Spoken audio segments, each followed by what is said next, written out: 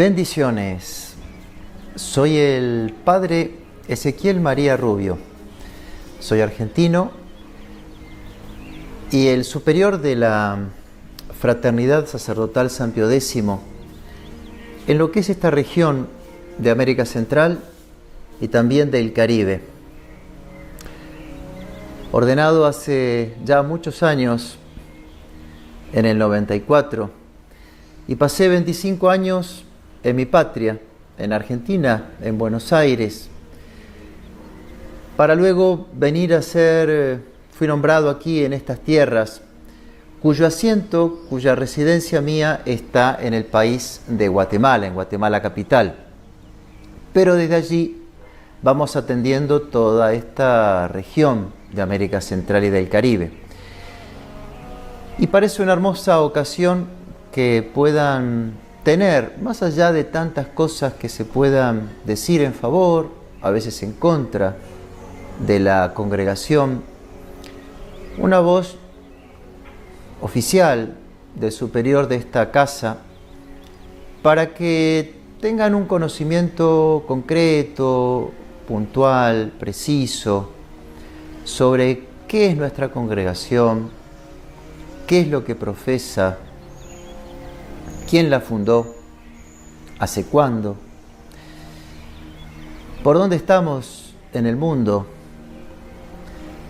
si rezamos la misa nueva o la misa de siempre, por qué una sí, en todo caso por qué otra no,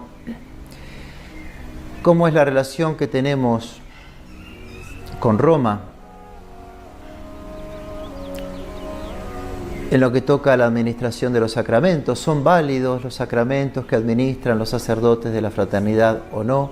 En fin, es un abanico de temas que quiera Dios que pueda servir para esclarecer un poco las conciencias, las almas, ya que muchas veces, lamentablemente, muchas veces escuchamos que se dicen cosas posiblemente de buena fe, pero equivocadamente. De modo tal que con esta estructura, con este hilo conductor, vamos a poder juntos compartir esta charla. La Fraternidad Sacerdotal San Pío X nace en Suiza el 1 de noviembre de 1970,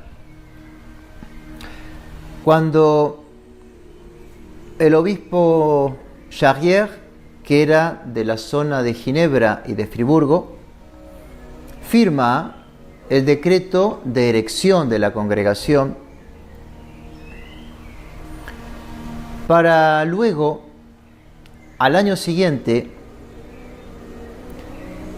tener esta carta inclusive de recomendación, ya no de un obispo, sino de un cardenal, Wright, en 1971, en donde ya mencionaba la expansión de la fraternidad, no solamente en la región de Econ, donde estaba la casa madre, sino también en todo Suiza y fuera de Suiza, de manera internacional. Monseñor Marcel Lefebvre es el fundador de la congregación Y él lo quiso poner bajo la protección de aquel que se presentaba como el último de los papas santos canonizados por la Iglesia, San Pío X. ¿Y por qué la figura de este santo y no de otro? Porque nuestro fundador quiso seguir el espíritu, quiso seguir el combate, quiso ser como un hijo fidedigno de aquel santo pontífice que tanto luchó por la Iglesia, pero también en contra de lo que ya este santo había definido como el modernismo, como el resumen de todas las herejías. La congregación, nuestra fraternidad, está hoy por hoy, diríamos, prácticamente en todos los países. Tenemos 6 seminarios en Estados Unidos, en Argentina, donde me formé yo, en Buenos Aires, en La Reja. Tenemos un seminario en Francia, en Flavigny, el 4º seminario donde fue la casa madre, en Econ, en Suiza.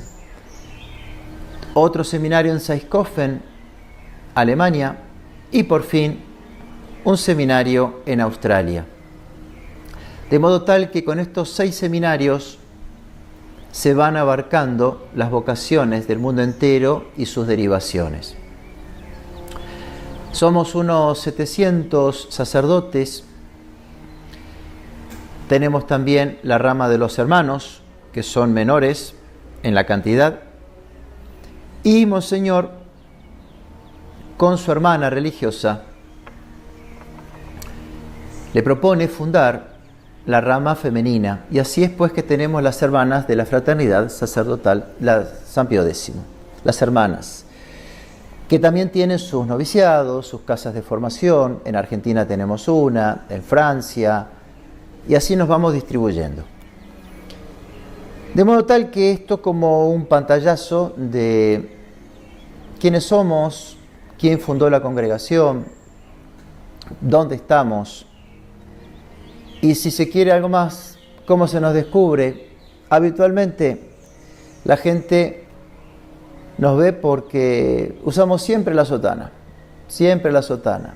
En Argentina hay un sacerdote, hubo un sacerdote, doctor en filosofía, doctor en teología, muy patriota, llamado el padre Castellani. Y el padre Castellani tiene una frase que a mí me pareció bellísima. En cierta manera es como un norte. La sotana es una bandera. Hay un uniformado, hay un policía. Hay una sotana, hay un sacerdote. Y es un apostolado enorme, el uso de la sotana. Acuérdense San Francisco de Asís, cuando un día le dice a uno de los religiosos: vamos a predicar, hermano. Sí, vamos. Salieron, dieron la vuelta y no hablaron nada, no hicieron nada. Y cuando llega el hermano Lego le dice: Francisco, no vamos a salir y vamos a predicar. Ya predicamos. La sotana es una bandera, la sotana es una predicación, la sotana es la presencia de la Iglesia católica, apostólica y romana. De modo tal que es un medio de apostolado para acercarse, y la gente, qué cantidad de personas no ha pasado en un tren, en un avión, en un aeropuerto. Padre, ¿me puede confesar? Padre, ¿me puede bendecir? La sotana es una bandera. Así pues, nace la fraternidad y uno se podría preguntar: ¿con qué finalidad? ¿Para qué la funda, Monseñor? ¿Para qué otra congregación más con la cantidad ya de órdenes religiosas o congregaciones que tiene la Iglesia? La respuesta es muy simple. Continuar esa obra que ya San Pío X había marcado, esa defensa de la fe, esa advertencia del error. Monseñor funda la congregación y ahí tiene lugar esa especie de sueño o de visión que, siendo obispo en Dakar, había tenido y recibido de Dios, en donde el cielo le hizo entrever la necesidad de que se pueda transmitir el sacerdocio católico en su pureza e integridad. Misterio para Monseñor en aquella época en África, y que viene a tener lugar, a tener realidad al fundar la congregación, para transmitir, para formar sacerdotes según el espíritu de la Iglesia, para preservar, para conservar el rito bimilenario de la Santa Misa de siempre y aquello que se desprende, aquel apostolado que se va a desprender y administración de los sacramentos, como siempre lo ha hecho la Iglesia. Así pues, Monseñor funda la congregación aferrándose a la doctrina de siempre, al magisterio de siempre, a los papas, a las encíclicas, al catecismo, a la misa de siempre. Esto le llevó a Monseñor, después de unos años, algunas dificultades con la Santa Sede, a causa de la denuncia de los errores modernos, originarios, diríamos, esencialmente en el Concilio Vaticano II, en el último que tuvo la Iglesia. De modo tal que ya todos los errores que se venían respirando en la atmósfera alcanzarán en el concilio una canonización, alcanzarán ser condensados en documentos, entre los cuales va a figurar aquellos que son el combate de la congregación por la fe católica, como es el problema de la libertad religiosa, como se profesa en el concilio, el problema de esa consecuencia de la libertad religiosa, esa libertad tomada como un absoluto, esa libertad endiosada, esa libertad de conciencia, de pensamiento, de expresión, esa libertad de que cada uno se puede salvar en su propia religión, que el Espíritu Santo utiliza de las demás religiones como medio de salvación. Estas enseñanzas erróneas del concilio lleva inmediatamente al problema del ecumenismo moderno. Y entonces nos encontramos en aquel entonces, aún en vida de Monseñor, fíjense lo que fue el escándalo de Asís, esa reunión, ese sincretismo de las religiones, todas rezándoles a Dios. ¿Pero a qué Dios? Si el único verdadero es el uno y trino, el verdadero es el revelado, la Santísima Trinidad.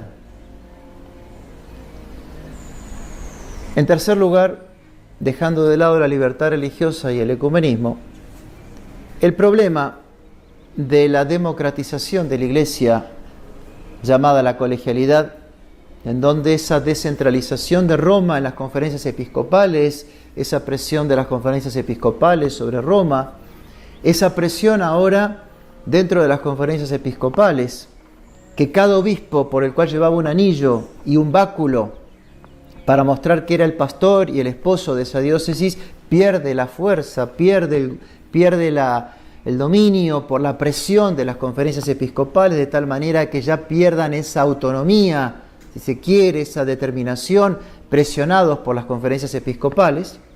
Ya los obispos quedan como bloqueados a ver en lo que se va a determinar en el todo. Esas capillas, esas iglesias que vienen ahora diluidas en su autoridad por las comunidades de base, como se llaman, sobre todo en mi país.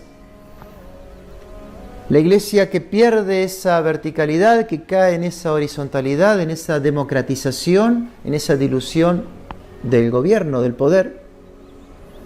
Y por fin, tal vez en lo más visible para cualquier fiel, cómo es la misa de siempre. En cierta manera nos conocen por rezar la misa de San Pío V, la misa en latín. Que ciertamente la misa de San Pío V, o si quieren, la contrapartida, el problema de la misa nueva, que es lo denunciado, la reforma litúrgica, el gran problema que hay, es la razón más visible de nuestra existencia. Cuando Monseñor Lefebvre es citado en Roma, les recomiendo mucho que puedan ver, a lo mejor ya lo han hecho, una película que ha salido sobre nuestro fundador, sobre la congregación, titulada Un obispo bajo la tormenta. Ahí aparece el diálogo famoso entre nuestro fundador y el cardenal en aquel entonces Ratzinger, prefecto de la fe. Y Ratzinger le dice a Monseñor: Monseñor, ponga la mano sobre el misal, la misa de Pablo VI, y todos los problemas y todas las dificultades se van a acabar con Ecón. ¿Y qué le respondió Monseñor? ¿No quiero? No. ¿No voy a dar el brazo a torcer? Tampoco. ¿Qué le respondió? No puedo. No puedo, por las objeciones en conciencia que tenemos respecto a este rito, por los problemas teológicos que encierra la misa nueva. De ahí entonces están estas cuatro grandes objeciones en la liturgia, la misa, en lo doctrinal, la libertad religiosa, en lo que toca a la relación con las otras religiones, el problema de cómo se ha encarado y llevado a cabo el ecumenismo, e internamente este desmoronamiento, esta colegialidad, este gobierno colegiado, compartido, consensuado que tenemos hoy en la Iglesia. Para el que no ha leído los textos, para el que no ha podido, no ha querido, es muy simple. Miremos qué es la libertad religiosa cuando nos encontramos con las enseñanzas hoy de nuestra Santa Madre Iglesia, favoreciendo, estimulando la libertad religiosa, la separación de la Iglesia y del Estado. Miremos estas reuniones ecuménicas, miremos una Pachamama dentro de la Iglesia en Roma hace muy poquito, por no irnos más lejos. Ahí está, en concreto, eso es el ecumenismo. Miremos hoy, ¿qué está pasando? ¿Qué está pasando hoy? ¿Qué está pasando con la Iglesia, con la Conferencia Episcopal Alemana? Con estas bendiciones que han hecho, de estas uniones de personas del mismo sexo. ¿Qué está pasando en Alemania con esta participación y predicación de las mujeres en los púlpitos, dándoles la comunión a los evangelistas? Todas noticias recientes, todas noticias tristemente reales. ¿Qué está pasando con la autoridad de Roma? ¿Qué está pasando con las sanciones que Roma debería dar? ¿Dónde está? Están las cosas con ciertas autonomías. Las conferencias episcopales hacen o deshacen. Roma se ve atada, muda, callada. ¿Qué decir?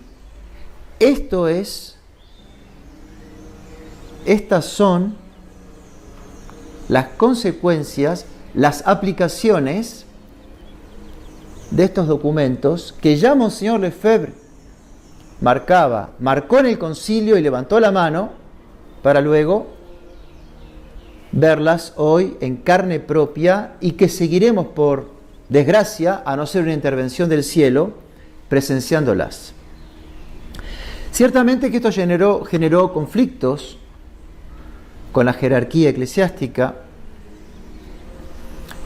y Monseñor, en un punto dado, viendo que ya su edad estaba avanzada, viendo que se acercaba la muerte, viendo que peligraba la obra de salvaguardar la tradición, decide y pide permiso a Roma para la consagración episcopal. Roma le concede la facultad de consagrar un obispo en una fecha a determinar, y Monseñor, viendo la necesidad y la expansión que tenía la obra de la tradición, viendo la decadencia del clero, del episcopado, cada vez más llevado y seducido por el modernismo. Pensemos que solamente Monseñor de Castromayer y Monseñor Lefebvre fueron los dos que, pasado este terremoto en la Iglesia, se plantaron firmemente y estuvieron muy adheridos. Entonces, Monseñor, viendo la necesidad, avisa a Roma que va a necesitar no uno, sino más de un obispo, 4 obispos, con una fecha pronta a realizar las consagraciones. Consagraciones que él ya había hecho cuando era la mano derecha del Papa Pío XII como nuncio apostólico allí en el África francesa. No era nada nuevo para él. Pues Roma empezó a dilatar las fechas, que primero es el verano, que es la primavera, que después de la primavera será el otoño, después será el verano, y que no, que va a ser en todo caso un obispo solo. Viendo Monseñor la intención de que esto nunca tenga lugar, es que pone la fecha para junio del 88 con los 4 obispos. Roma no consideró en su momento las razones y firma un decreto de excomunión para Monseñor y para los obispos que él consagró, sin haber tenido Monseñor un tribunal para defenderse, razones que Monseñor y que el mismo Código de Derecho Canónico podían amparar, porque como saben, en todas las leyes penales pueden haber circunstancias atenuantes o circunstancias directamente eximentes de la aplicación de una pena canónica, que Monseñor vaya si las tenía, de las unas y de las otras. Roma hizo oídos sordos, no quiso saber nada, hasta que por fin fue Benedicto XVI quien va a levantar las llamadas así excomuniones, que para nosotros nunca fueron fulminantes, nunca fueron aplicadas, pero que para el orbe y para los obispos y los fieles que consideraban que la fraternidad, los obispos estaban excomulgados, Benedicto XVI levanta esas excomuniones, motivo por el cual, si quedaba alguna duda en alguien, pues ya después de este decreto ya no puede quedar. De modo tal que la fraternidad tiene como finalidad conservar la tradición de la Iglesia. Antes de morir, años antes, el día de la consagración de los obispos en el sermón, Monseñor dijo: quiero que en el epitafio de mi tumba se escriba aquella frase del apóstol: Tradidi quodet accepi. He transmitido lo que he recibido. No tengo doctrina propia, no tengo culto propio, no tengo rito, no tengo nada propio. Lo que yo he recibido en el seminario francés de Roma, lo he transmitido. Y es así que la fraternidad no tiene nada propio. Es un patrimonio común. La misa de siempre, el catecismo, las encíclicas, la administración de los sacramentos, como siempre lo dio la Iglesia, es un patrimonio común, no es nuestro, no hay nada nuestro. La sotana no es nuestra, viene de tradición apostólica, no hay nada de Monseñor. Lo que hay de Monseñor es esa hidalguía de su sangre y esa gallardía que nos transmitió de aquello que él recibió, a pesar de las presiones y de las sanciones que pudo recibir.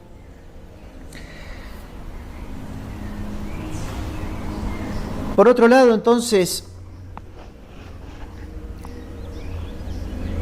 uno escucha que a veces se afirma que nuestros sacramentos no son válidos. Otros dicen sí son válidos, pero se puede ir. Unos dicen que sí, otros dicen que no. Y eso no lo dicen solamente los fieles. A veces son los mismos sacerdotes por pena, insisto, seguramente de buena fe, que no han tenido el tiempo para ni conocernos ni contactarnos, sino que se han quedado con cosas de la sabiduría del Google, que pone lo que quiere, el santo Internet, que es maestro de verdad. Nuestros sacramentos son válidos y lícitos. No hay ningún problema para acercarse a recibirlos.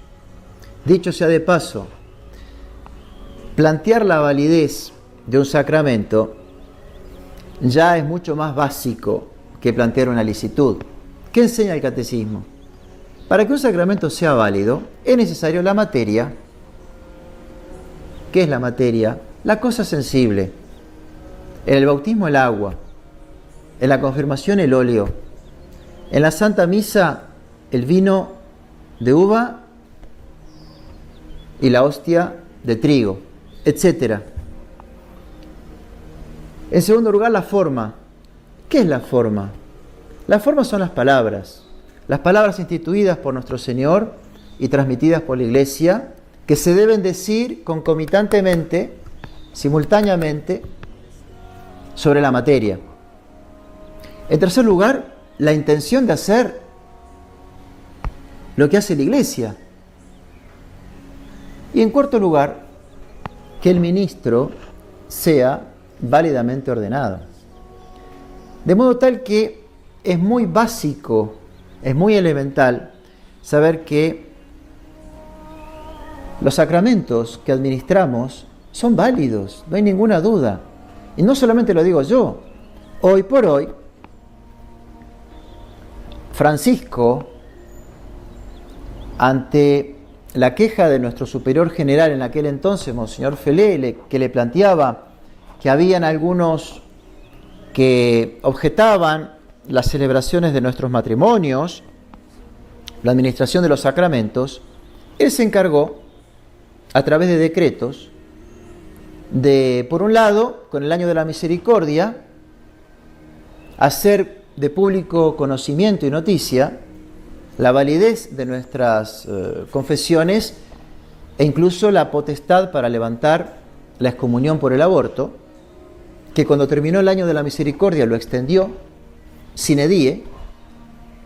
Y por otro lado, respecto de los matrimonios, ustedes bien saben que sacó otro decreto para que los obispos puedan cedernos sin dificultad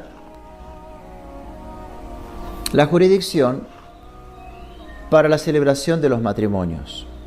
Cosa que, lamentablemente, no por parte ahora de Francisco, sino por parte del cuerpo episcopal, no fue ni bien recibido y menos facilitado.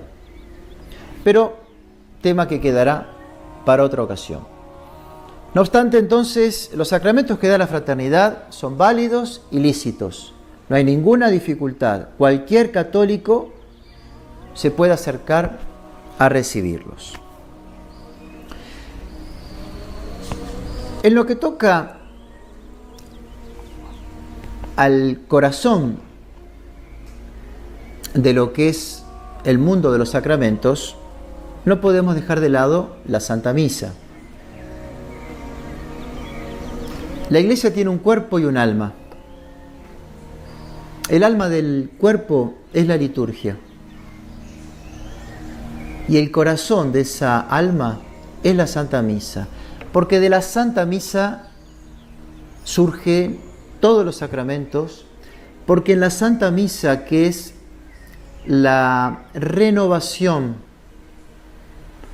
del sacrificio del cuerpo y del alma de nuestro Señor Jesucristo, del cuerpo de su sangre, en el altar,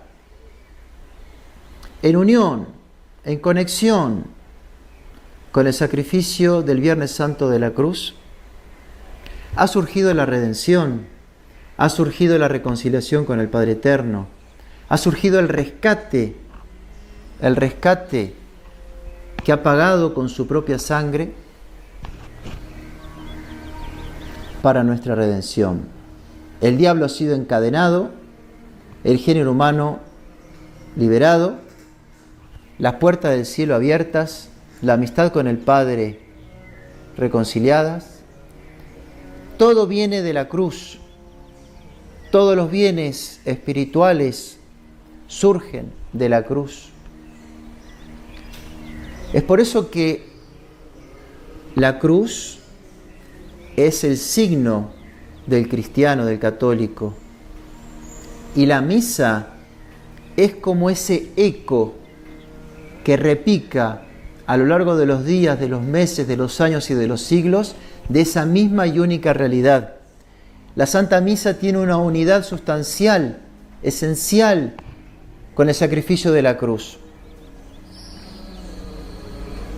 La Santa Misa no es el Jueves Santo, no es la reunión de los fieles, no es una sinaxis, no es un memorial, no es un simple recordatorio de lo que pasó. Es una realidad que se hace presente en nuestros altares en memoria del sacrificio de la cruz. Y nuestro Señor, que consagra el Jueves Santo su cuerpo y su sangre, en vista directa, inmediata, de lo que sucedería horas después en el Calvario. La misa es eso, es la renovación del sacrificio del cuerpo y de la sangre del Señor en nuestros altares. La misa de Pablo VI, llamada la Misa Nueva, estrictamente hablando, Novus Ordo Missae.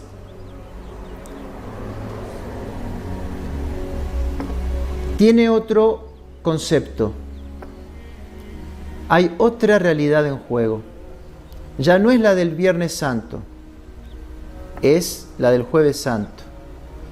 Ya no es el sacrificio de Cristo en la cruz, cuanto un sacrificio de acción de gracias. Ya el carácter propiciatorio, el carácter redentor, el concepto de que en la misa se me perdonan los pecados, se pierde por el encuentro, por la reunión, por la comida que uno va a realizar espiritual. En la Santa Misa de siempre, el sacerdote es ese ministro que desaparece a los ojos de los hombres para quedar y ser el instrumento de la renovación del sacrificio del Señor. En la nueva misa el sacerdote preside, anima, organiza y delega esa reunión o sinaxis o cena conmemorativa. En la Santa Misa de siempre, en el ofertorio, uno encuentra el motivo por el cual nuestro Señor subió a la cruz.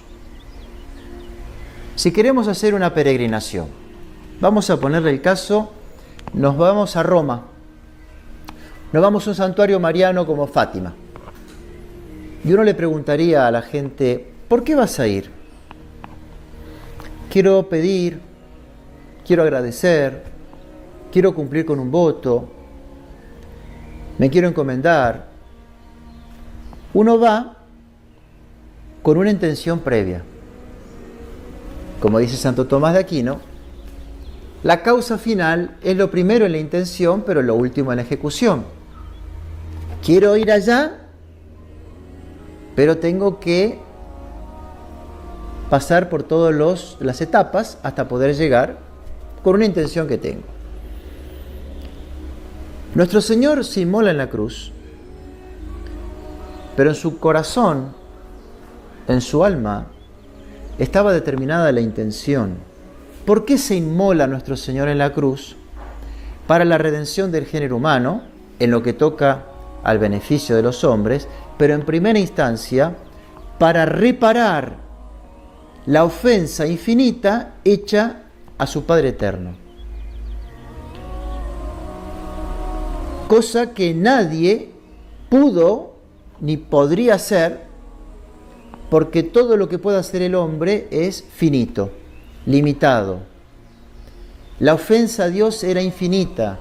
Entonces, ¿quién podía en igualdad de infinitud poder reparar la ofensa hecha a Dios? Nadie. Para eso el Verbo Eterno, la segunda persona de la Trinidad, infinita, eterna y divina, toma una naturaleza humana. La naturaleza humana que toma es para poder sufrir, que como Dios no podía, pero el valor y el mérito de esos sufrimientos dejan de ser humanos para ser infinitos y de ese modo reparar en igualdad la ofensa hecha al Padre. Nuestro Señor se va a inmolar en la cruz y toda la vida la orientó a la cruz para entonces reparar esta ofensa y redimir al género humano. La causa, el pecado. El pecado de Adán y todos los pecados que se fueron cometiendo en esos 4000 años, y con esa vista divina de presente y futuro, reparar todos los que vendrán hasta el último hombre, hasta el último día. Por eso en el ofertorio de la Santa Misa de siempre se habla de una hostia, se habla de una víctima que se va a ofrecer al Padre, en primer lugar, por mis pecados, ofensas y negligencias, las del celebrante, y por los circunstantes, y por todos los fieles cristianos, vivos y difuntos. Vivos y difuntos, toca a los presentes, toca a los ausentes, distribuidos en el orbe, y toca a los difuntos, al purgatorio, para que a mí y a ellos les sea provecho para la salvación eterna. En cambio, en el nuevo rito, se le quita o se le pretende quitar a nuestro Señor esta intención propiciatoria y de adoración a su Padre Eterno, de reparación. Se le pretende quitar para poner en el corazón de nuestro Señor una intención puramente de alimentación espiritual, en donde la primacía, ¿quién la tiene? La hostia, no, porque ni siquiera se la llama hostia, se la llama pan. Y ustedes saben que el ostium latino, el ostium de los griegos, ¿quién era? El ostium era aquel que se iba a entregar a cambio de los rehenes. Ciertamente, este que se iba a inmolar se la llamaba una hostia, un ostium, para liberar a los rehenes, a los cautivos. La noción de Cristo que viene para liberarnos a precio de su sangre. Hoy se ofrece pan, pero fruto del trabajo del hombre, fruto de mi esfuerzo, fruto de mi agricultura, pidiéndole que se transforme en un pan espiritual. Y se ofrece la uva, el vino, fruto de mi trabajo, del hombre, mío, para que Dios me lo convierta en una bebida espiritual. Para eso no se inmoló nuestro Señor. Para eso no vino a encarnarse ni a dejarse crucificar. Él vino para reparar los pecados. Y esta noción básica, elemental, sostén de la consagración, desapareció. Porque todo el rito gira en torno al humano, con esa preponderancia del hombre, este culto del hombre, tan propio de las Naciones Unidas, de la ONU y de la enseñanza que escuchamos de los papas de Pablo VI para acá. Y por otro lado, este elemento que viene a brillar, el alimento, la comida espiritual. Por cierto, que está la comunión. Por cierto, que las especies sacramentales son la manera de alimentar nuestra alma, pero no con este concepto suplantando al valor propiciatorio. Y esto viene por fruto de la influencia, ustedes los habrán visto más de una vez, esa famosa foto de Pablo VI que se sacó luego del concilio con Max Turian, que era el responsable, el dirigente, el líder, el pastor, como le quieran llamar, de una secta protestante de Taizé, que está en Francia, muy cerquita de lo que era lo que fue la famosa abadía benedictina de Cluny, que fueron los vedores y que fueron los que luego, como Monseñor Bognini, tuvieron esta preocupación de tener un rito ecuménico, un rito en donde a los protestantes no les chocara tanto la presencia al rito católico, como le genera esa barrera doctrinal, como fue la misa de siempre, canonizada, consolidada por el Concilio de Trento. Y encima con una bula a perpetuidad de San Pío V, para que el sacerdote, tanto en el fuero externo como interno, no fuera a caer, fuera preservado de cualquier pecado o censura. Así pues, entonces, esta misa es la que siempre ha conservado la fraternidad. Por esta misa, la realidad, ¿cuál fue? Nos han perseguido siempre. Porque han dicho que éramos desobedientes por rezar esta misa. Porque han dicho que esta misa no se podía rezar. Pero este aquí, que si bien la fraternidad decía que nunca había sido el rito abrogado, ni abrogado ni derogado, tuvo que venir otra vez más Benedicto XVI para decir que en verdad, por un motu propio, el rito de San Pío V nunca había sido abrogado.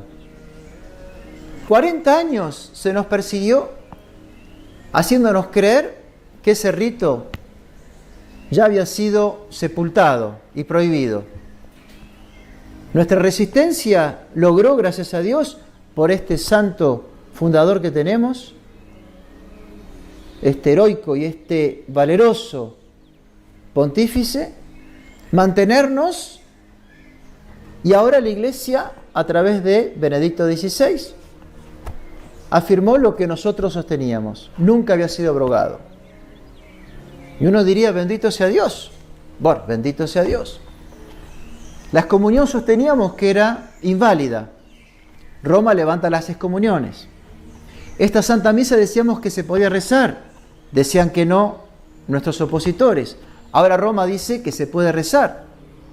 Francisco nos concede las facultades en lo que toca el sacramento de la penitencia y en lo que toca matrimonio y demás sacramentos. Ya estaría todo. Sin embargo, hoy por hoy no gozamos de esa aceptación que uno esperaría.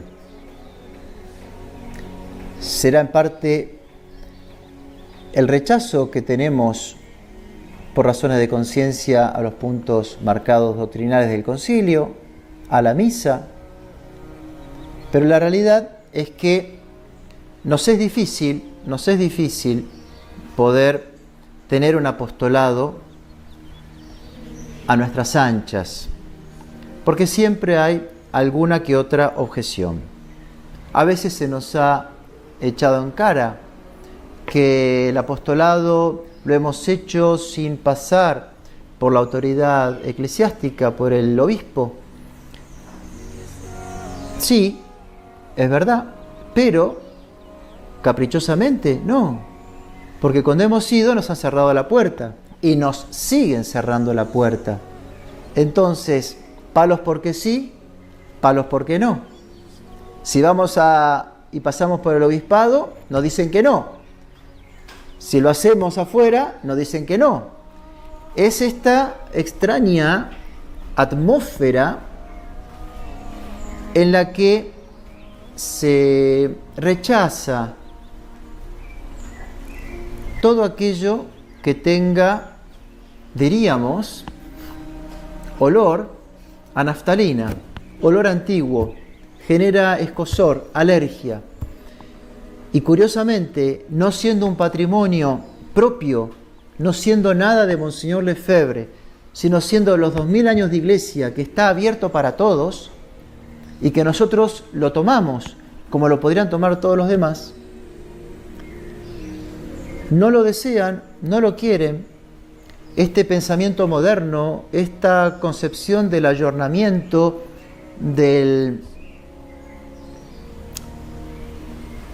esta nueva relación con el mundo, de este acomodarse al mundo moderno, adaptarse al mundo, comprometerse con el mundo, bajar la guardia y estar en armonía con el mundo para ser políticamente correcto, genera, claro, un contraste muy grande con aquellos que quieren seguir siendo fieles a la tradición de la Iglesia, aquello que le da la razón de ser, de su existencia, porque nuestra razón de ser no está puesta en el futuro, que es un devenir. Nuestra razón de ser está puesta en el pasado, que es lo que nos da nuestra identidad.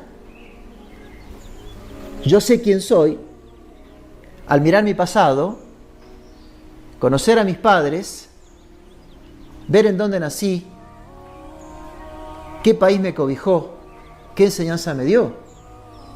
Y yo no me planteo quién soy mirando hacia un futuro que va en un continuo devenir. Y la Iglesia hoy por hoy ha perdido el norte y la encontramos lacerada y herida como está, con una cantidad de protestantes y de evangelistas que se pasan a granel por miles, porque es una iglesia que está cada vez más inclinada hacia este ecumenismo, protestantizándola. Una iglesia cada vez más parecida al culto, finalmente, que en sus orígenes provocó Lutero, generando un tercio de la cristiandad que se fuera en el 1500, y que hoy por hoy la Iglesia Católica ha quedado seducida, y entonces uno va a una misa moderna y es cada vez más parecida a la ceremonia de un evangelista. Y hoy ya, con el poco respeto, con el poco culto que tiene la Sagrada Eucaristía, inclusive ya no conforme con dar la comunión de pie, que si es Dios debería ser de rodillas, sino incluso en la mano, como si no hubiera una profanación. ¿Y qué pasa aparte con las partículas? Más allá de que esas manos no están consagradas, ¿qué pasa con las partículas? ¿Nuestro Señor está en el todo o también está en las partes que se puedan desprender? ¿Nuestro Señor está sustancialmente ahí o nuestro Señor en verdad está espiritualmente, figuradamente, como yo puedo tener a mi madre en una foto en mi escritorio? ¿Está sustancialmente nuestro Señor en esa hostia de trigo o está simbolizada en esa hostia de trigo? Si está simbolizada, evidentemente que las partículas poco importan, porque al fin y al cabo es un símbolo. Si está espiritualmente, solamente, entre dos o más están reunidos en mi nombre y yo estaré en medio de ellos.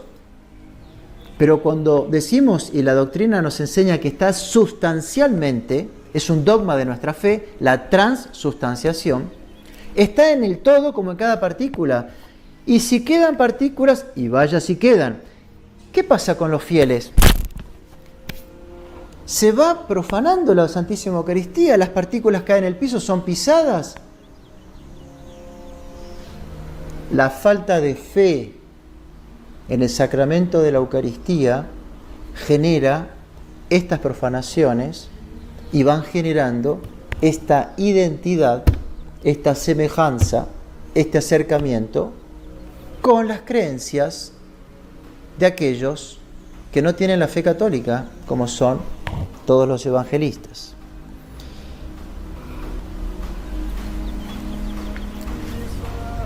En fin, un poco, este es un marco, esto es un poco como una introducción general en esta ocasión hermosa que tengo para compartir con todos ustedes sobre qué es la fraternidad, quiénes somos, cuál es nuestra situación actual, nuestra relación con los demás obispos o sacerdotes, con Roma. Actualmente con Roma, Francisco nos ha concedido estos decretos, la relación está en un cierto stand-by,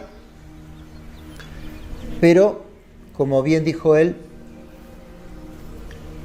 que continúen las cosas así, le decía a nuestro superior general, teniendo las facultades que le solicitamos, sabiendo, y él también es consciente, de las dificultades que tiene con los obispos, para que pueda todo tener cauce rápido y ligero en lo que sería nuestra facilitación dentro del apostolado, ¿no es cierto?, en los territorios.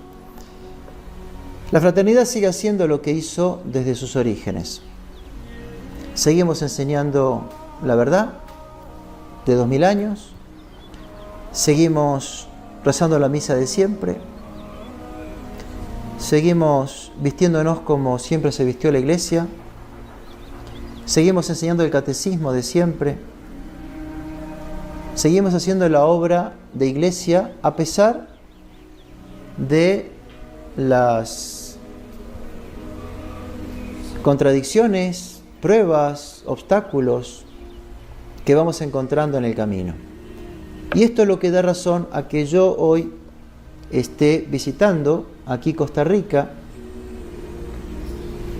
y pueda visitar toda esta amplia región de América Central y del Caribe, trabajando con los padres que están conmigo, así como los padres que están en República Dominicana, con nuestras escuelas, con nuestros conventos, haciendo obra de iglesia, que nada más que de eso se trata.